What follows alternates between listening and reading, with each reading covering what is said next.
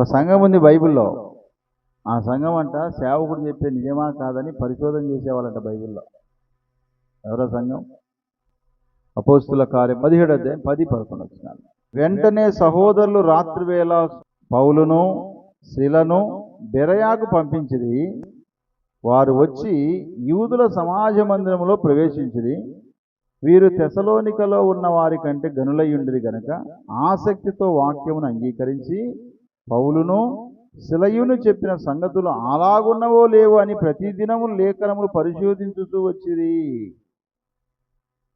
ప్రతిదినం అలాగున్నాయో లేదో పరిశోధిస్తూ ఉన్నారంట. పరిశోధించాలంటే చదవాలి కదా. ఒక దైవజనుడు ఏసన్న గారు, ఆయన గుంటూరులో వాక్యం చెప్పాడంట. వాక్యం చెప్పి ఆ తర్వాత కర్నూలుకు వచ్చినప్పుడు అదే వాక్యం చెప్పిందంట. ఆ తర్వాత హైదరాబాద్ మీటింగ్లో అదే వాక్యం చెప్పిందంట. 3 చోట్ల అదే వాక్యం చెప్తూ వచ్చాడంట. ఈ 3 చోట్లకి కూడా ఒక వ్యక్తి పోయిందంట. మీటింగ్ అని.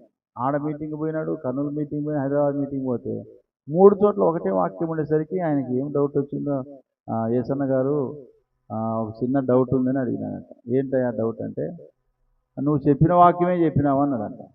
చెప్పిన వాక్యమే చెప్పినావు. గుంటూరు గోరంటలో అదే చెప్పినావు, కర్నూలులో అదే చెప్పినావు, హైదరాబాద్లో కూడా అదే వాక్యం చెప్పినావు అంటే నువ్వు ఇంకా మారుమనసు పొందలేదన్నాడంట సేవకుడు ఏసన్న గారు. ఎందుకయ్యా 3 సార్లు వాక్యం చెప్పినావు అంటే నువ్వు ఇంకా మారుమనసు పొందలేదు, అందుకోసమే దేవుడు చెప్పించాడని చెప్పాడు. 3 చోట్ల విన్నాడు కానీ నిజంగా తన బతుకు మార్చుకోలేదు ఆయన. వాస్తవమే. అట్లనే మనం కూడా ఎన్నోసార్లు వింటూ ఉంటాం, చదువుతూ ఉంటాం కానీ గ్రహించట్లేదు.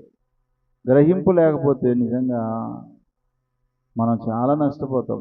ఎవరు ఏం చెప్పినా నమ్ముతాం అంతే. అందుకే ఇక్కడ ఒక సంఘం గురించి రాయబడింది. ఏ సంఘం అది? బెరయా సంఘం. బెరయాలో ఉన్న సంఘం, ఎఫెసులో ఉన్న సంఘం, ఫిలిప్పీలో ఉన్న సంఘం, కొరింథీలో ఉన్న సంఘం అంటాం కదా. అట్లా బెరయాలో కూడా ఒక సంఘం ఉంది. ఆ బెరయా అనే ప్రాంతానికి పంపించారు. ఆ బెరయాలో ఉన్నటువంటి వారు ఎట్లాంటారంట?